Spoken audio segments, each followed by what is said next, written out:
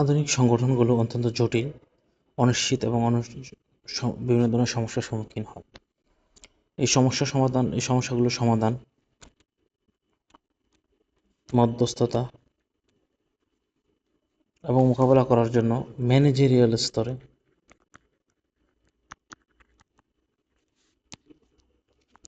কাউকে প্রয়োজন। আধুনিক সংগঠনগুলো অত্যন্ত জটিল,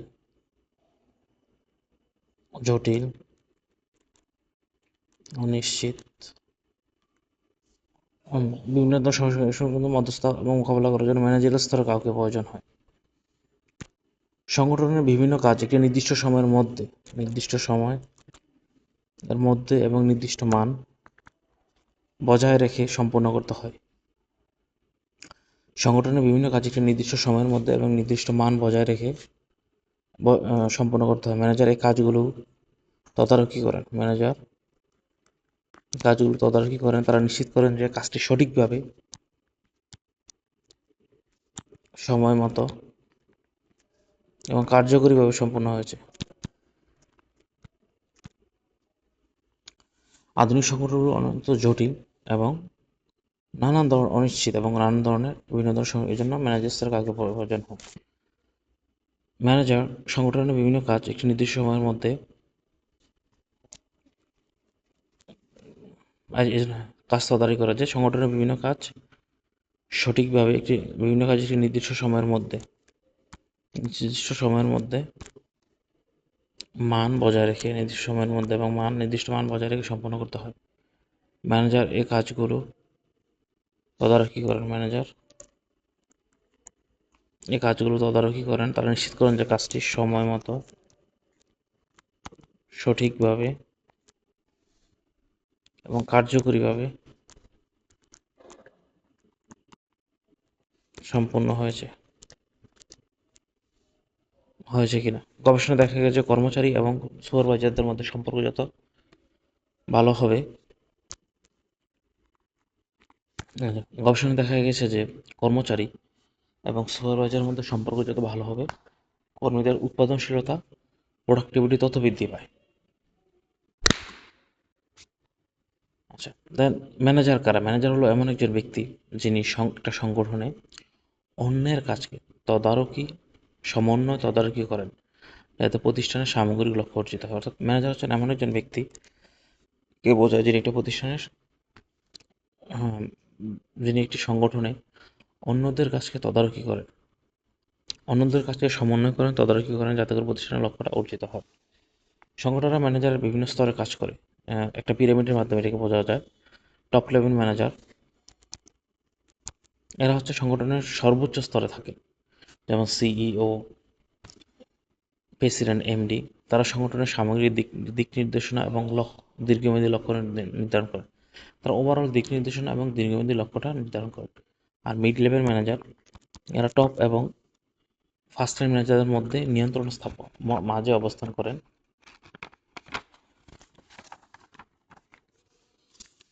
যেমন ডিভিশন ম্যানেজার, তারা টপ লেভেল নির্দেশনাকে ফার্স্ট লাইন ম্যানেজারের মাঝে পৌঁছে দেন এবং তাদের কাজ তদারকি করেন। তাহলে টপ লেভেল ম্যানেজার প্রতিষ্ঠানের ওভারঅল সামগ্রিক দিক নির্দেশনা দীর্ঘমেয়াদী লক্ষ্য নির্ধারণ করেন। আর mid level manager first level manager এবং টপ লেভেল ম্যানেজার মাঝে অবস্থান করেন। তারপর এবার যেমন ডিভিশন ম্যানেজার, ডিস্ট্রিক্ট ম্যানেজার, তারা টপ লেভেলের দিক নির্দেশনাগুলো ফার্স্ট লাইন ম্যানেজারের কাছে পৌঁছে দেন এবং তাদের কাছে তদারকি করেন। আর ফার্স্ট লাইন ম্যানেজার নন ম্যানেজারিয়াল কর্মচারীদের কাছে তদারকি করেন, যেমন সুপারভাইজার, টিম লিডার। আর নন ম্যানেজারিয়াল এমপ্লয়ি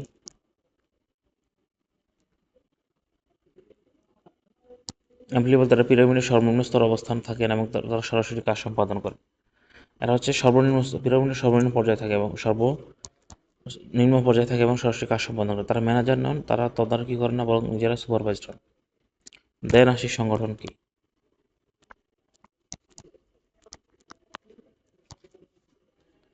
আমরা জানি যে ম্যানেজাররা সংগঠনের মধ্যে কাজ করে। সংগঠন হলো একটা কাঠামোবদ্ধ ব্যবস্থা, যেখানে একদল লোক কোনো একটা সুনির্দিষ্ট সাধারণ লক্ষ্যের জন্য যেন একসাথে কাজ করে।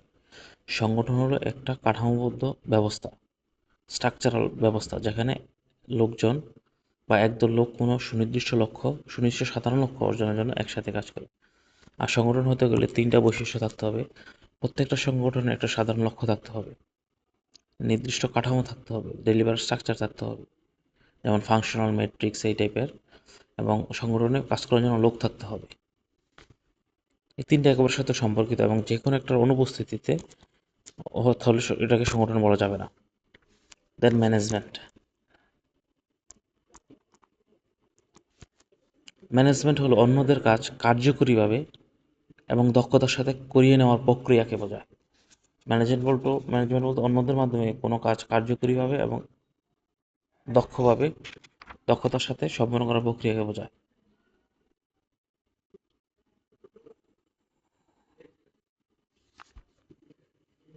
এখানে দুটি শব্দ গুরুত্বপূর্ণ, একটা হচ্ছে ইফিসিয়েন্সি আর একটা হচ্ছে ইফেক্টিভনেস। এফিসিয়েন্সি আর ইফেক্টিভনেস। ইফেক্টিভনেস বলতে বোঝায় ডুইং দ্য রাইট থিংস, সঠিক কাজটি, অর্থাৎ গোল বা লক্ষ্য অর্জন। কাজটি সম্পূর্ণ করতে গেলে সম্পূর্ণ কাজটি গোল বা লক্ষ্য কাজটি সম্পূর্ণ করতে পারাটা এখানে মূল বিষয়। এখানে কি কাজটা সম্পূর্ণ করতে রিসোর্স কম বা বেশি লাগলো তা এখানে বিবেচনা, এটা হচ্ছে ইফেক্টিভনেস। এখানে মূলত গোল অ্যাটেনমেন্টকে গোল অ্যাটেনমেন্ট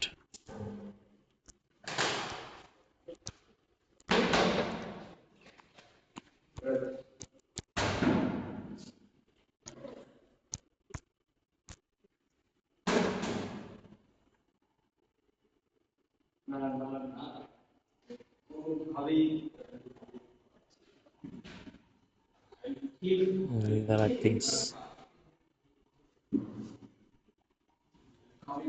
যদি রিসোর্স কম লাগে, কম বা বেশি লাগলে কিন্তু তা এখানে বিবেচ্য নয়। যদি একটা একটা গাড়ি চলতে পারে তবে তা কার্যকরী। এফিসিয়েন্সি হলো ডুইং দ্য থিংস রাইট, সঠিকভাবে কাজটি করা, মানে সর্বনিম্ন আউটপুট কাজে লাগিয়ে ব্যবহার করে সর্বোচ্চ আউটপুট অর্জন করা। এখানে মূল্য হলো সম্পদের অপচয় কমানো, ওয়েস্টেজ কমানো, যেমন সময়, অর্থ, উপকরণ, 3টা হতে পারে এখানে। এই তিনটা সর্বনিম্ন ইনপুট ব্যবহার করে সর্বোচ্চ আউটপুট অর্জন করা বা ফলাফল অর্জন করা।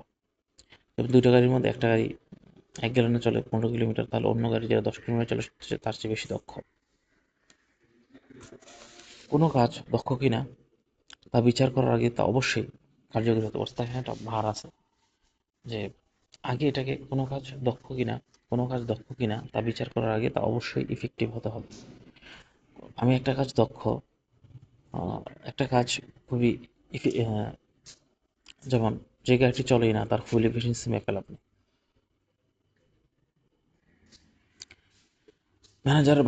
ম্যানেজারকে একই সাথে কার্যকর এবং দক্ষ হতে হবে। কার্যকরী প্লাস দক্ষ হতে হয়। একটা কাজ করে একটা কাজ ওটা আমার শুধু দক্ষ হয়ে লাভ নাই। হুম আগে নিশ্চিত করতে হবে এটা দক্ষ হওয়ার আগে অবশ্যই তাকে কার্যকরী হতে হবে। এই যে গাড়িটি চলেই না তার এফিসিয়েন্সি মেপে লাভ নাই। আচ্ছা, ম্যানেজারকে অবশ্যই একের সাথে কার্যকরী এবং দক্ষ হতে হয়। আমি যদি শুধু হাই ইফেক্টিভনেস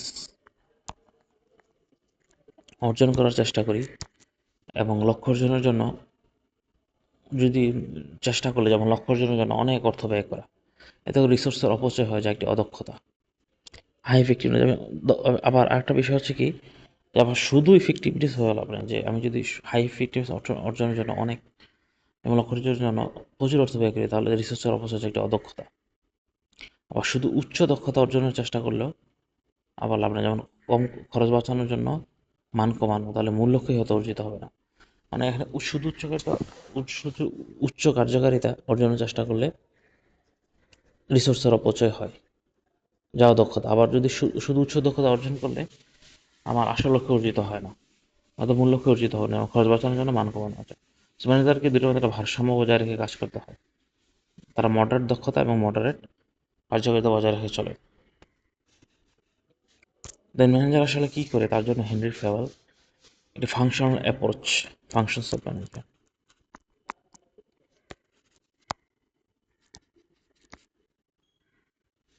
ম্যানেজার আসলে কি করেন এর উত্তরে ফরাসি শিল্পপতি হেনরি ফারেল কার্যাবলী ভিত্তিক ধারণা দেন। তিনি বলেন যে ম্যানেজাররাই সকল ম্যানেজারই নির্দিষ্ট কিছু কাজ বা ফাংশন সমাধান করে। তিনি ধারণা দেন যে সকল ম্যানেজারই নির্দিষ্ট কিছু কাজ বা ফাংশন সম্পাদন করে। তিনি হেনরি ফেল ফাংশনাল অ্যাপ্রোচ বা কার্যাবলী ভিত্তিক ধারণা দেন। ফরাসি শিল্পপতি যে ম্যানেজাররা আসলে কি করে একটা প্রতিষ্ঠানে, সেটার এই প্রশ্নের উত্তরে হেনরি ফাওয়েল ফাংশনাল অ্যাপ্রোচ বা কার্যাবলী ভিত্তিক ধারণা দিয়েছে যে ম্যানেজাররা কি করে এটা নিয়ে, যে ম্যানেজাররা কিছু নির্দিষ্ট কাজ করে, ফাংশন করে।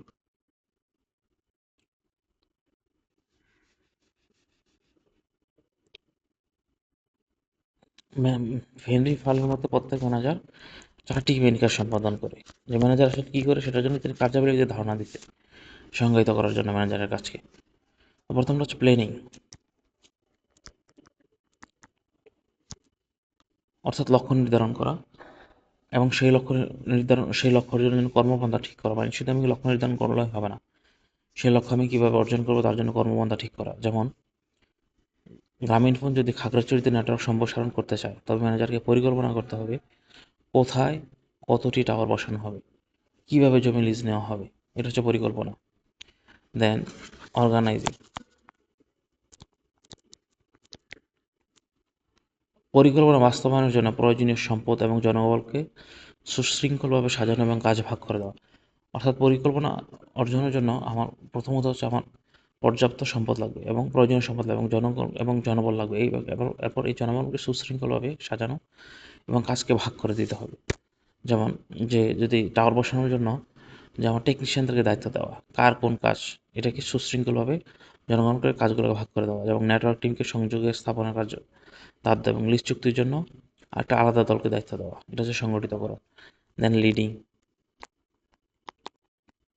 লিডিং হলো কর্মচারীদেরকে অনুপ্রাণিত করা, নির্দেশনা দেওয়া এবং কাজ করার ক্ষেত্রে উদ্বুদ্ধ সমস্যা সমাধানের দলকে এগিয়ে নেওয়া। অর্থাৎ একটা কাজ করতে গিয়ে আমার সমস্যা দেখা দিবে, এই উদ্বুদ্ধ সমস্যা সমাধান করে একটা লক্ষ্য অর্জনের দিকে এগিয়ে নেওয়া। অর্থাৎ কর্মচারীদেরকে অনুপ্রাণিত করা, নির্দেশনা দেওয়া এবং কাজ করতে উদ্বুদ্ধ সমস্যার সমাধান করে দক্ষ লক্ষ্যের দিকে এগিয়ে নিয়ে যাওয়া। যেমন টাওয়ার বসাতে গিয়ে কোনো সমস্যা দেখা দিলে, যেমন সিগন্যাল জেমিং।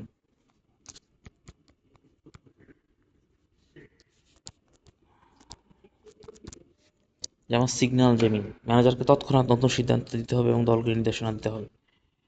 যেমন সাথে সাথেই কাজটা সাথে সাথে উদ্ভূত সমস্যা সমাধান করে দলকে লক্ষ্যের দিকে এগিয়ে নিয়ে যেতে হবে। অর্থাৎ ম্যানেজারকে তৎক্ষণাৎ নতুন সিদ্ধান্ত দিতে হবে এবং দলকে নির্দেশনা দিতে হবে।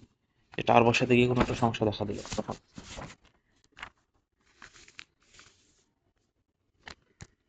লিডিং মানে অনুপ্রেরণা দেওয়া, নির্দেশনা দেওয়া এবং কর্মক্ষেত্রে উদ্ভূত সমস্যার সমাধান করে দলকে লক্ষ্যের দিকে এগিয়ে নিয়ে যাওয়া। দেন কন্ট্রোলিং, হলো কাজ ঠিকমতো হচ্ছে কিনা তা পর্যবেক্ষণ করা, মনিটর করা, পরিকল্পনার সাথে তুলনা করা এবং কোনো বিচ্যুতি ঘটলে তা সংশোধন করা। যেমন 6 মাসের একটা প্রজেক্টে 1 মাস পর কাজের অগ্রগতি পর্যবেক্ষণ করা, যাচাই করা এবং নিশ্চিত হওয়া যে কাজটি নির্দিষ্ট সময়ের মধ্যে হবে এবং সঠিক মানে সম্পূর্ণ হবে। এটা হচ্ছে কন্ট্রোলিং, যে কাজ ঠিকমতো হচ্ছে কিনা তা যাচাই করা, পরিকল্পনার সাথে বাস্তবায়নের তুলনা করা। অর্থাৎ পরিকল্পনার সাথে বাস্তব কাজের তুলনা করা এবং কোনো বিচ্যুতি ঘটলে তা সংশোধন করা। যেমন 6 মাসের একটা প্রজেক্ট, 1 মাস কাজ করার পর কাজের অগ্রগতি যাচাই করা এবং যাতে নিশ্চিত হওয়া যায় যে কাজটি নির্দিষ্ট সময়ের মধ্যে এবং সঠিক মানে সম্পন্ন হবে। এবং এই কাজগুলো সাইমালটেনিয়াস এবং রিকারিং।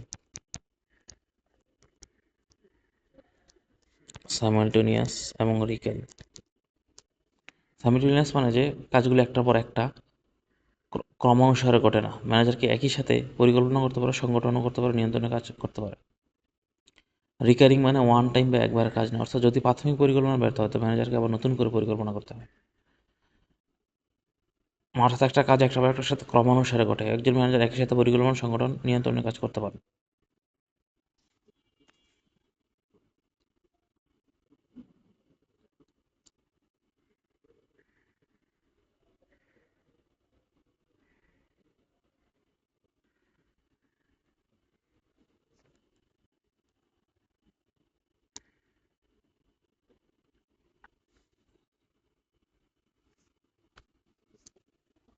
আচ্ছা, কাজ সঠিক মতো ঠিকমতো হচ্ছে কিনা তা পর্যবেক্ষণ করা, কাজ ঠিকমতো হচ্ছে কিনা তা পর্যবেক্ষণ করা, পরিকল্পনার সাথে বাস্তব কাজের তুলনা করা এবং কোনো বিচ্যুতি ঘটলে তা সচেতন রয়েছে কন্ট্রোলিং।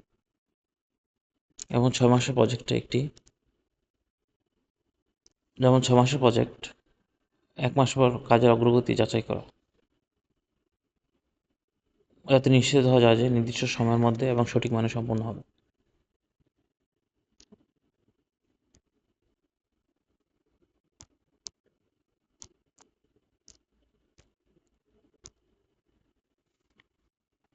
সাইমেন্টেনিয়াস দেন রিকারিংটা, এগুলো ওয়ান টাইম বা একেবারের কাজ নয়, রিকারিং হয়। যে যদি প্রাথমিক পরিকল্পনা ব্যর্থ হয় তবে ম্যানেজারকে আবার নতুন করে রিপ্ল্যান করতে হয়। এই কাজগুলো ওয়ান টাইম বা একেবারের কাজ নয়, রিকারিং। ফাংশন হলো ম্যানেজারের কাজের সাধারণ শ্রেণীবিভাগ। অন্যদিকে রুল হলো কোনো নির্দিষ্ট পরিস্থিতিতে ম্যানেজারের সুনির্দিষ্ট আচরণ বা কার্যক্রম। ফাংশনটা হলো কি, যে ম্যানেজারের কাজের সাধারণ শ্রেণীবিভাগ, ফাংশন কমন আর কি একটা। আচ্ছা, মিন্সবার্গের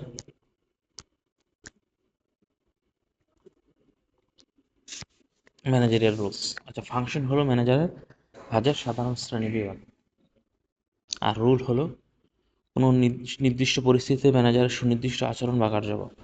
ফাংশনটা হলো সাধারণ শ্রেণীবিভাগ, আর রুলটা হলো সুনির্দিষ্ট আচরণ বা কার্যক্রম। যে ফাংশনগুলো আমি বললাম, প্ল্যানিং, অর্গানাইজিং, লিডিং, কন্ট্রোলিং, এগুলো একটা কমন শ্রেণীবিভাগ বা ভাগ করার, এগুলো একটা শ্রেণীবিভাগ, ক্লাসিফিকেশন। আর রুলটা হলো কোনো নির্দিষ্ট পরিস্থিতিতে সুনির্দিষ্ট কাজ কাজ বা আচরণ। ম্যানেজারদের 10টা সুনির্দিষ্ট রুল বা ভূমিকা চিহ্নিত করেছেন হেনরি মিন্সবার্গ।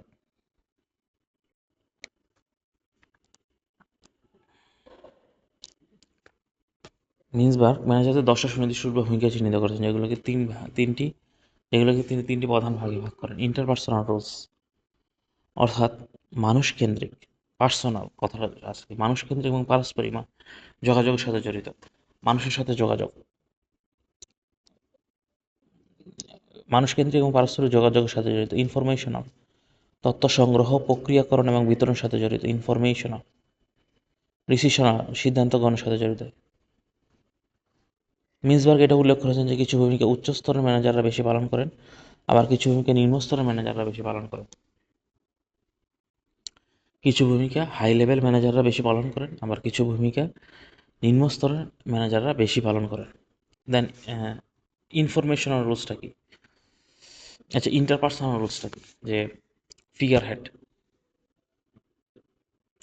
নামমাত্র প্রধান, যিনি সংগঠনের পক্ষে প্রতীকী বা আনুষ্ঠানিক দায়িত্ব পালন করেন।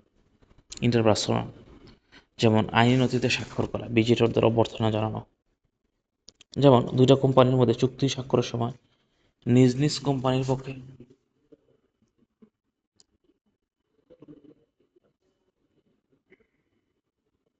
যেমন সংগঠনের পক্ষে প্রতীকী বা আনুষ্ঠানিক দায়িত্ব পালন করা, ফিগার হেড। ইন্টারপার্সোনাল রুলসটা কি ছিল? যে মানুষ কেন্দ্রিক এবং পারস্পরিক যোগাযোগের সাথে জড়িত এটি, ইন্টারপার্সোনাল রুলস। অর্থাৎ সংগঠনের পক্ষে প্রতীকী বা আনুষ্ঠানিক দায়িত্ব পালন করা, ফিগার হেড। এই সংগঠনের পক্ষে প্রতীকী বা আনুষ্ঠানিক দায়িত্ব পালন করা, যেমন আইনি নথিতে স্বাক্ষর করা।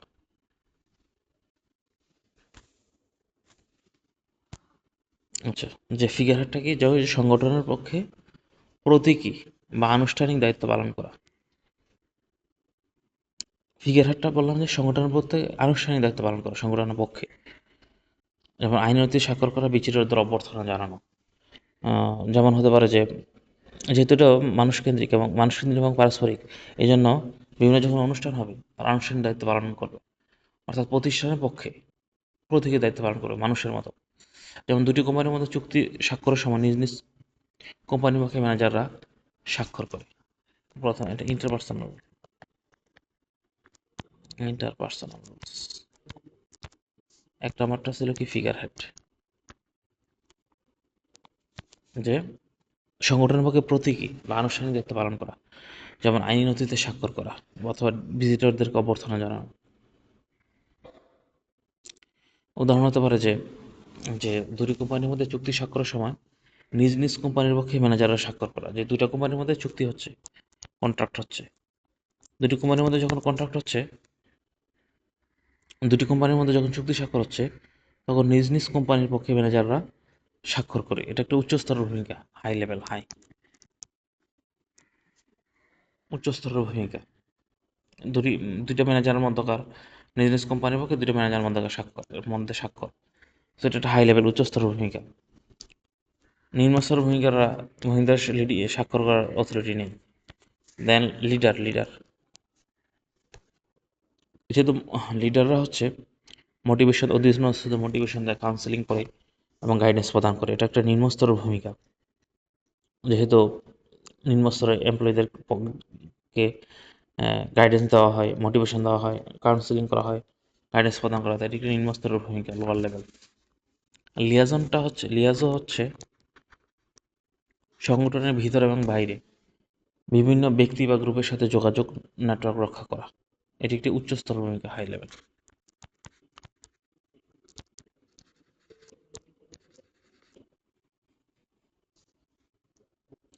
যে লিয়াজনটা হচ্ছে সংগঠনের ভেতর এবং বাইরে বিভিন্ন গ্রুপ বা ব্যক্তি বা গ্রুপের সাথে যোগাযোগ নেটওয়ার্ক রক্ষা করা। বিভিন্ন সংগঠনের ভিতর এবং বাইরে বিভিন্ন ব্যক্তি বা গ্রুপের সাথে যোগাযোগ রক্ষা করা, বিভিন্ন সংগঠনের ভিতরে এবং বাইরে বিভিন্ন পক্ষের সাথে যোগাযোগ রক্ষা করা। এটা একটা হাই লেভেল, উচ্চস্তরের ভূমিকা। লিয়াজো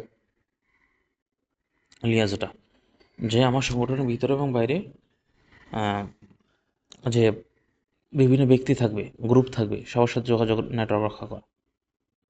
এটা উচ্চস্তরের ভূমিকা, কারণ হচ্ছে এটা সংগঠনের ভিতর এবং বাইরের প্রতিষ্ঠানের সুসম্পর্ক এবং যোগাযোগ নেটওয়ার্ক বজায় রাখতে হয়। যেমন টপ লেভেলের ম্যানেজার সিও নিয়োগের ক্ষেত্রে এটা নিয়োগের ক্ষেত্রে তাদের একটা প্রধান যোগ্যতা দেখা যায় যে তার ব্যক্তিগত লিয়াজু যত ভালো, তিনি প্রতিষ্ঠান তত বেশি বেশি নতুন ব্যবসা নিয়ে আসতে পারেন।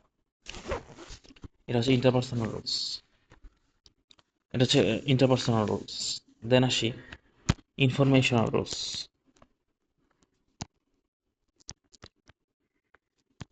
ইনফরমেশনাল রুলস প্রথমে আছে মনিটর, যে কাজ তদারকি করা, যেমন পিরিয়ডিক্যাল রিপোর্ট, কাজ তদারকি করা মানে কাজকে পর্যবেক্ষণ করা। তারপর তথ্য সংগ্রহ করা, মনিটরটা তথ্য সংগ্রহ করার মধ্যেও পড়ে। এটা একটা অভ্যন্তরীণ ভূমিকা, ইন্টারনাল। এটা একটা অভ্যন্তরীণ ভূমিকা, ইন্টারনাল, যে তথ্য সংগ্রহ করা প্রতিষ্ঠানের ভিতর থেকে। দেন ডিসিমিনেটর, যে মানে অর্জিত তথ্য এবং নতুন কোনো সিদ্ধান্ত, যেমন পলিসি সংগঠনের ভেতর বা বাইরে সবার কাছে পৌঁছে দেওয়া। ভেতরে যে নতুন পলিসিটা প্রতিষ্ঠানের ভেতরে হতে পারে, বাইরে হতে পারে, এটা সবার কাছে পৌঁছে দেওয়া। এটা একটা অভ্যন্তরীণ এবং বাহ্যিক উভয় হতে পারে। আর স্পোক্স পার্সন যেটা আছে, যে সংগঠনের পক্ষ হয়ে বাইরের মহলের কাছে তথ্য উপস্থাপন করা। আর ফিগার একটা ছিল যে প্রতিষ্ঠানের আনুষ্ঠানিক দায়িত্ব পালন করা, মানে হচ্ছে যে যেমন আনুষ্ঠানিক দায়িত্বগুলো নির্দিষ্ট, যেমন আইনি নথিতে স্বাক্ষর করা, বিচিত্রদের অভ্যর্থনা জানানো। হুম। আর যেমন বিচিত্রদেরকে অভ্যর্থনা জানানোর ক্ষেত্রে হাই লেভেল ম্যানেজাররা যায়। যেমন একটা দেশের প্রাইম মিনিস্টার আসলো, সেক্ষেত্রে আরেকটা দেশের প্রাইম মিনিস্টারকে যেতে হবে।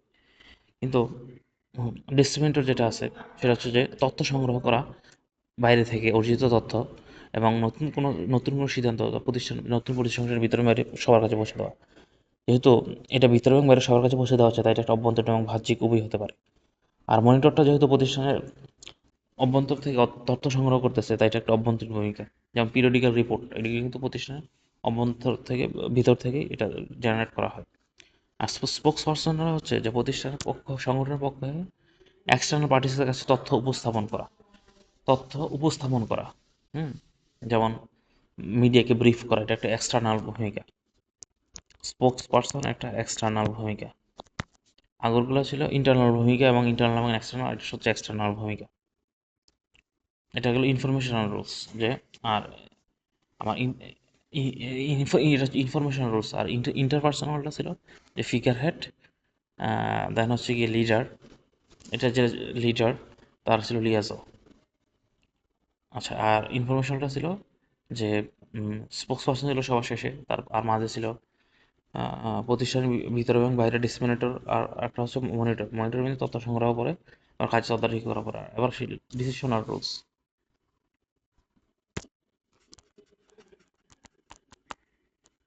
ডিসিশনাল রুলসটা হচ্ছে যে এটা একটু হাই লেভেলের ভূমিকা। ফার্স্ট অফ অল, সবাই তো ডিসিশন নিবে না। সামগ্রিক নির্দেশনা, প্রতিষ্ঠান লক্ষ্য নির্ধারণ, এগুলোর জন্য প্রতিষ্ঠানের বিভিন্ন ব্যক্তিও, আচ্ছা, হ্যাঁ, এগুলো সিদ্ধান্ত গ্রহণের সাথে জড়িত। হ্যাঁ, যেমন উদ্যোক্তা, অন্টারপ্রেনার।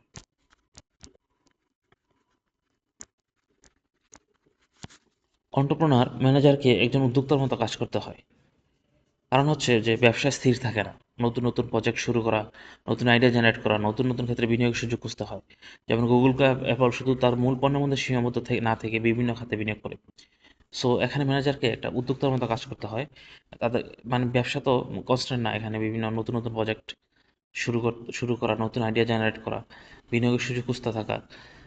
এগুলা এই জন্য যেহেতু খুঁজতে থাকা, ডিসিশন নেওয়া আমি কোথায় বিনিয়োগ করবো কি করবো না। মানে নতুন নতুন ইনোভেশন আনা। সো এটা হচ্ছে এন্টারপ্রেনার রোল। দেন ডিস্টারবেন্স সেন্ট্রাল, যে সংগঠনে হঠাৎ কোনো সমস্যা দেখা দিল, সংকট দেখা দিল, শ্রমিক ধর্মঘট দেখা দিল, তখন ম্যানেজারকে তার মোকাবেলা করতে হয়। এর জন্য দ্রুত পদক্ষেপ নিতে হবে, সংশ্লিষ্ট পক্ষের সাথে বসতে হবে এবং মধ্যস্থতা করে সমাধান করতে হবে। এটা হচ্ছে ডিস্টারবেন্স সেন্ট্রাল।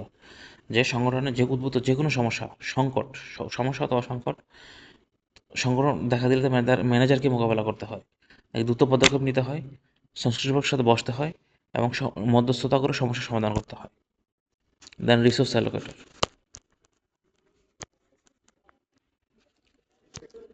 যে সংগঠনের, আমরা জানি যে প্রত্যেকটা সংগঠনের সীমিত পরিমাণ সম্পদ থাকে, যেমন অর্থ, জনবল। অর্থের সংকট, সীমিত অর্থ থাকে, সীমিত জনবল থাকে, সময়, উপকরণ সীমিত থাকে। তো কাকে কখন কিভাবে কি পরিমাণে, কাকে কখন কি পরিমাণ বরাদ্দ করা হবে সেই সিদ্ধান্ত ম্যানেজারকে নিতে হবে।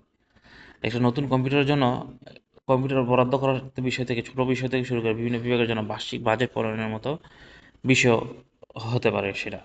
যে সীমিত অর্থ, সময়, যেমন অর্থ, জনবল, সময়, উপকরণ, কাকে কখন কি পরিমাণ বরাদ্দ করা হবে, এবং এতে বাজেট প্রণয়ন থাকবে বিভিন্ন বিভাগের জন্য।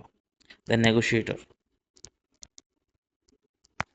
নেগোসিয়েটর হচ্ছে প্রতিষ্ঠানের পক্ষে ম্যানেজারকে সংগঠনের পক্ষে বিভিন্ন গুরুত্বপূর্ণ আলোচনা বা দর কষাকষি করতে হয়। সংগঠনের পক্ষে দর কষাকষি আলোচনা করতে হয় এবং সরকারের সাথে চুক্তি, বড় ধরনের বিক্রয় বা ক্রয়, অন্য কোনো প্রতিষ্ঠান অধিগ্রহণ করার ক্ষেত্রে মধ্যস্থতা করা। এটা একটা হাই লেভেল ভূমিকা নেগোসিয়েটর। নেগোসিয়েটর হাই লেভেল ভূমিকা। আচ্ছা, দেন ম্যানেজাররা কিভাবে এই ভূমিকাগুলো পালন করে? তারা মূলত তিনভাবে এই ভূমিকা পালন করে। তিনভাবে এই ভূমিকা পালন করে। প্রথমে তারা নিজেরা সরাসরি কাজটা সমাধান করতে পারে, ম্যানেজিং দ্য অ্যাকশন ডিরেক্টলি। অথবা তারা কাজটা করার জন্য অন্যকে নির্বাচন বা দায়িত্ব প্রদান করে, অথবা অন্যকে দায়িত্ব প্রদান করতে পারে, নির্বাচন করতে পারে। প্রথমত নিজস্ব কাজটা সম্পাদন করতে পারে, অথবা কাজটি করার জন্য অন্যকে নির্বাচিত করতে পারে অথবা দায়িত্ব প্রদান করতে পারে। দেন ইনফরমেশন,